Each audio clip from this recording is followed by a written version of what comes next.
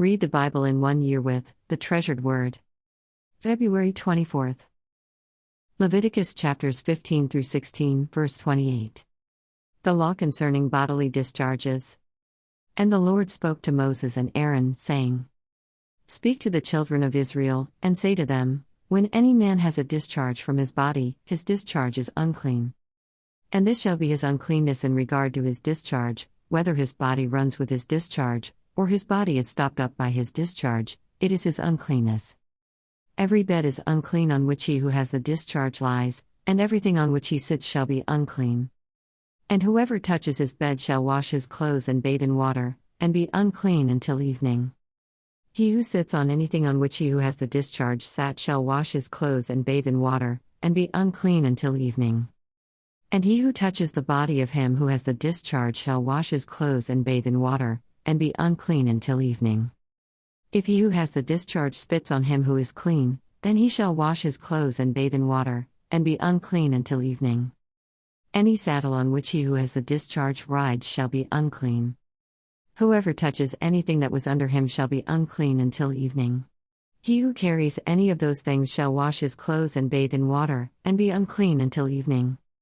And whomever the one who has the discharge touches, and has not rinsed his hands in water, he shall wash his clothes and bathe in water, and be unclean until evening.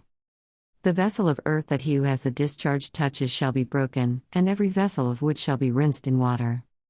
And when he who has a discharge is cleansed of his discharge, then he shall count for himself 7 days for his cleansing, wash his clothes, and bathe his body in running water, then he shall be clean.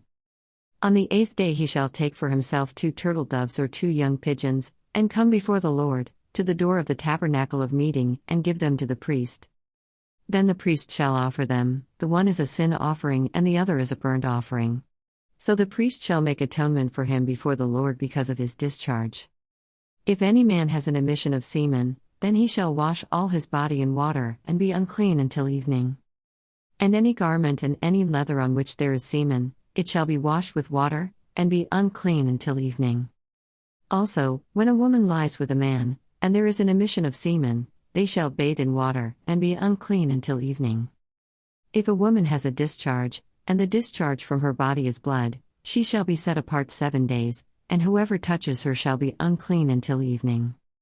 Everything that she lies on during her impurity shall be unclean, also everything that she sits on shall be unclean. Whoever touches her bed shall wash his clothes and bathe in water, and be unclean until evening.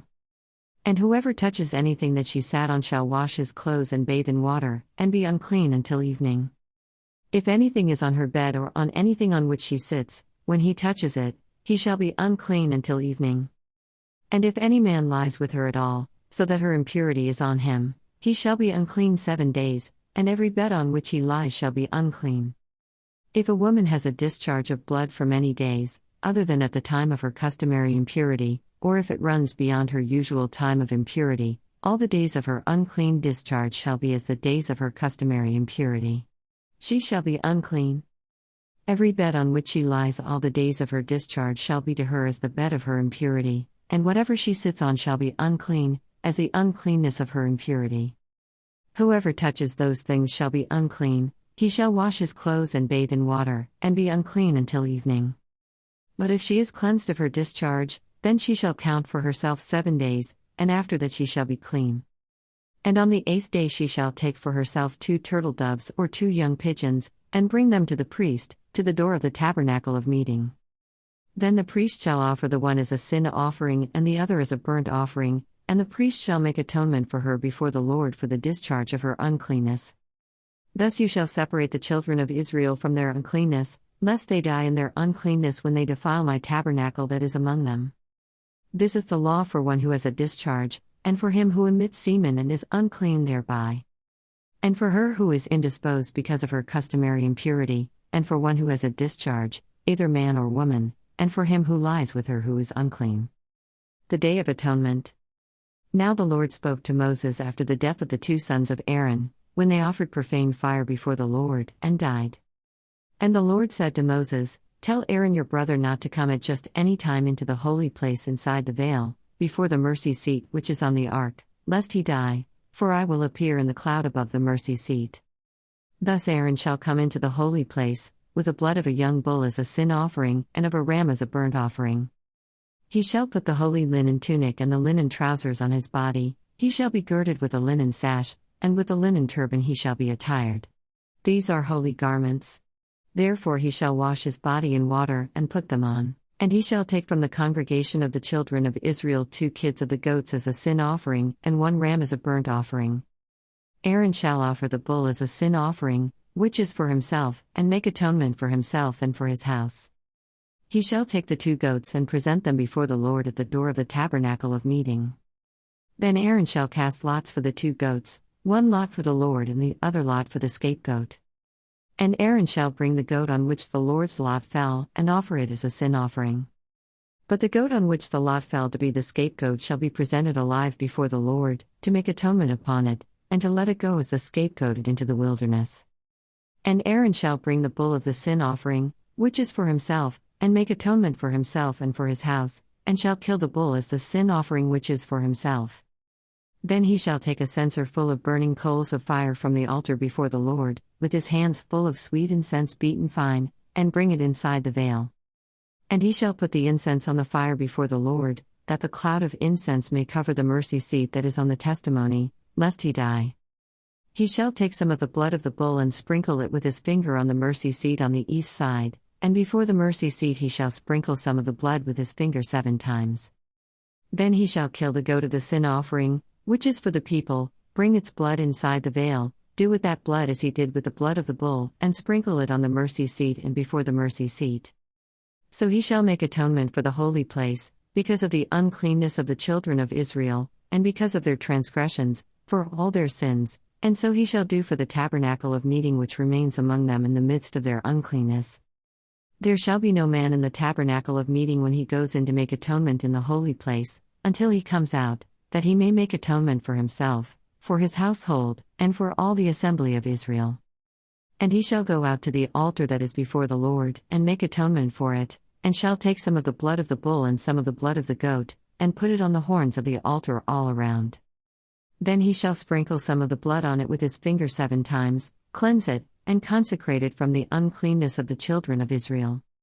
And when he has made an end of atoning for the holy place, the tabernacle of meeting, and the altar, he shall bring the live goat. Aaron shall lay both his hands on the head of the live goat, confess over it all the iniquities of the children of Israel, and all their transgressions, concerning all their sins, putting them on the head of the goat, and shall send it away into the wilderness by the hand of a suitable man. The goat shall bear on itself all their iniquities to an uninhabited land, and he shall release the goat in the wilderness. Then Aaron shall come into the tabernacle of meeting, shall take off the linen garments which he put on when he went into the holy place, and shall leave them there. And he shall wash his body with water in a holy place, put on his garments, come out and offer his burnt offering and the burnt offering of the people, and make atonement for himself and for the people. The fat of the sin offering he shall burn on the altar. And he who released the goat as the scapegoat shall wash his clothes and bathe his body in water, and afterward he may come into the camp. The bull for the sin offering and the goat for the sin offering, whose blood was brought in to make atonement in the holy place, shall be carried outside the camp. And they shall burn in the fire their skins, their flesh, and their offal. Then he who burns them shall wash his clothes and bathe his body in water, and afterward he may come into the camp. Mark chapter 7, verses 1 through 23. Defilement comes from within.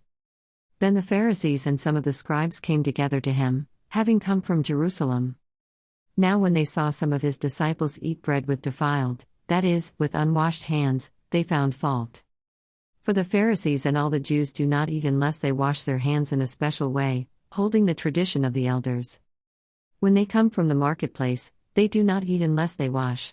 And there are many other things which they have received and hold, like the washing of cups, pitchers, copper vessels, and couches. Then the Pharisees and scribes asked him, "Why do your disciples not walk according to the tradition of the elders, but eat bread with unwashed hands?"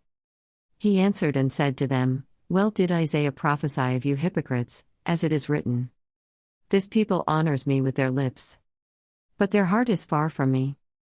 And in vain they worship me, teaching as doctrines the commandments of men. For laying aside the commandment of God, you hold the tradition of men, the washing of pitchers and cups, and many other such things you do.'"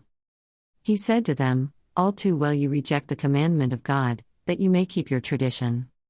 For Moses said, 'Honor your father and your mother,' and, 'He who curses father or mother, let him be put to death.' But you say, 'If a man says to his father or mother, whatever profit you might have received from me is korban dash, that is, a gift to God,' then you no longer let him do anything for his father or his mother, making the word of God of no effect through your tradition which you have handed down. And many such things you do." When he had called all the multitude to himself, he said to them, "Hear me, everyone, and understand. There is nothing that enters a man from outside which can defile him, but the things which come out of him, those are the things that defile a man. If anyone has ears to hear, let him hear." When he had entered a house away from the crowd, his disciples asked him concerning the parable. So he said to them, "Are you thus without understanding also? Do you not perceive that whatever enters a man from outside cannot defile him? Because it does not enter his heart but his stomach and is eliminated, thus purifying all foods?" And he said, "What comes out of a man, that defiles a man. For from within, out of the heart of men proceed evil thoughts, adulteries, fornications, murders, thefts, covetousness, wickedness, deceit, lewdness, an evil eye, blasphemy, pride, foolishness. All these evil things come from within and defile a man." Psalms chapter 40, verses 11 through 17. Do not withhold your tender mercies from me, O Lord, let your loving kindness and your truth continually preserve me. For innumerable evils have surrounded me, my iniquities have overtaken me, so that I am not able to look up, they are more than the hairs of my head, therefore my heart fails me. Be pleased, O Lord, to deliver me, O Lord, make haste to help me. Let them be ashamed and brought to mutual confusion who seek to destroy my life, let them be driven backward and brought to dishonor who wish me evil. Let them be confounded because of their shame, who say to me, Aha, aha. Let all those who seek you rejoice and be glad in you, let such as love your salvation say continually, The Lord be magnified. But I am poor and needy, yet the Lord thinks upon me. You are my help and my deliverer, do not delay, O my God. Proverbs chapter 10, verse 13 and 14. Wisdom is found on the lips of him who has understanding, but a rod is for the back of him who is devoid of understanding. Wise people store up knowledge, but the mouth of the foolish is near destruction. Thanks for reading along with The Treasured Word. See you tomorrow.